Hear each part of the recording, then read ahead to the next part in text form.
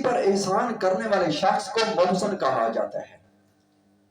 آپ لوگوں نے مشاہدہ کیا ہوگا کہ ہمارے ہاں ایسے محسن بھی ہوتے ہیں، اول تو وہ کسی پر احسان کرتے نہیں، اگر وہ غلطی سے کسی پر احسان کر بھی دیں تو وہ تب تک چین سے نہیں بیٹھتے جب تک اب وہ اپنے اس احسان کا ثواب خاک میں نہ ملا دے۔ ہمارا محسن ہمیں اٹھتے بیٹھتے اپنا وہ احسان جتلاتا ہے، یہاں تک کہ موت تک اس کا کیا ہوا جو احسان ہوتا ہے وہ اس کا وظیفہ بن جاتا ہے۔ لیکن ہمارا حقیقی مالک اور خالق ایسا عظیم محسن ہے کہ وہ اپنے بندوں پر لاتعداد احسانات کرنے کے باوجود وہ اپنا احسان نہیں جتلاتا۔ حقیقت بھی یہی ہے کہ اگر ہم اس کے عطا کردہ احسانات کو گننے بیٹھ جائیں تو ہماری زندگیاں ختم ہو سکتی ہیں، لیکن اس کے عطا کردہ احسانات کی جو گنتی ہے وہ ختم نہیں ہو سکتی۔ ہمارا حقیقی محسن اتنی نعمتیں دے کر احسانات کر کے جو ہے وہ اپنے بندوں کے سامنے نہیں آتا، لیکن پردے کے پیچھے رہتے ہوئے بھی کائنات کی ہر چیز اس کے سامنے ہے۔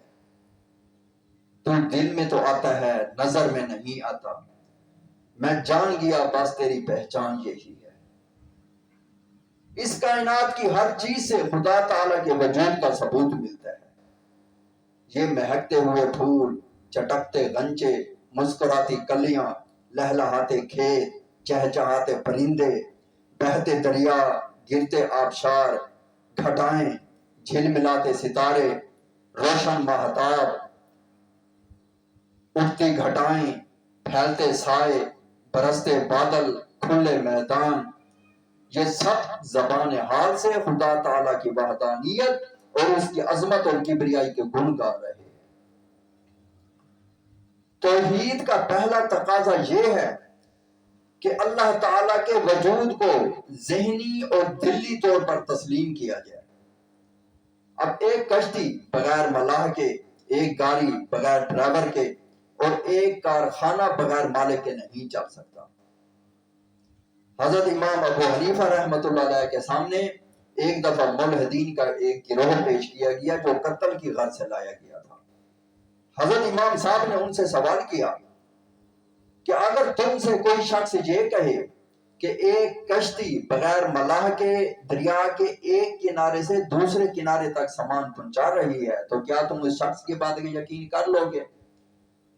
تو انہوں نے جواب دیا کہ ہم میں سے کوئی بھی شخص جو ہے وہ اس بات کو تسلیم کرنے کے لیے جو ہے وہ تسلیم نہیں کرے گا، کیونکہ یہ خلاف عقل بات ہے اور ایسا ہونا ناممکن ہے۔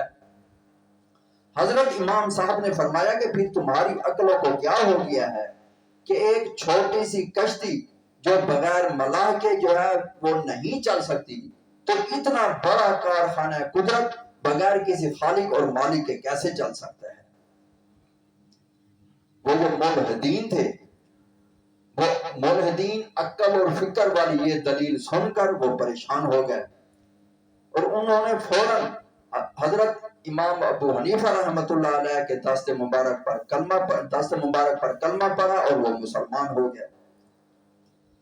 مالک اور ملک نے انسان کو جو عقل کی عظیم دولت عطا کر رکھی ہے، اگر اسی سے رہنمائی حاصل کی جائے تو انسان عقل کی روشنی میں اس نتیجے پر پہنچ جاتا ہے کہ توحید اس وقت انسانی فطرت کی آواز ہے۔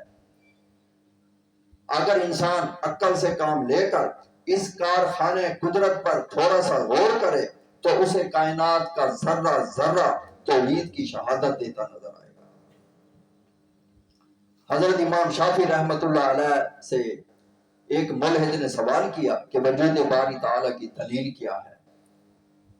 تو انہوں نے فرمایا کہ یہ سامنے شتوت والا درخت۔ اب وہ شخص حیران ہو کر بولا کہ وہ کس طرح؟ تو حضرت امام صاحب نے فرمایا کہ اے اللہ کے بندے، ذرا ان درخت کے پتوں کی طرف غور سے دیکھ، اور اگر ان کی خاصیتوں پر نظر ڈالی جائے تو انسان حیرت میں ڈوب جاتا ہے۔ حضرت امام صاحب نے فرمایا کہ اے اللہ کے بندے، خدا تعالیٰ کی قدرت اور کبریائی جو ہے شتوت کے ان پتوں سے عیاں ہے۔ اگر انہی پتوں کو ہرن کھائے تو مشک بن جاتے ہیں، اگر انہی پتوں کو کیڑا کھائے تو وہ ریشم بن جاتے ہیں، اگر انہی پتوں کو بکری کھائے تو یہ مینگنیوں میں تبدیل ہو جاتے ہیں۔ تو کیا یہ بات عقل میں آتی ہے کہ ان حقیر پتوں میں یہ مختلف خصوصیات خود بخود آ گئی ہیں، کوئی ان کو پیدا کرنے والا نہیں ہے۔ حضرت امام شافعی رحمۃ اللہ علیہ نے توحید کے مسئلے پر غور کرنے کے لیے کیسا خوبصورت جواب دیا ہے۔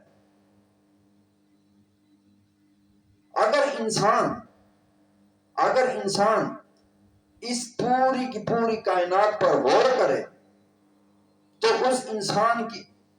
اگر انسان اس پوری کی پوری کائنات پر غور کرے تو وہ انسان پروردگار عالم کے حضور فوراً سر بسجود ہو جائے۔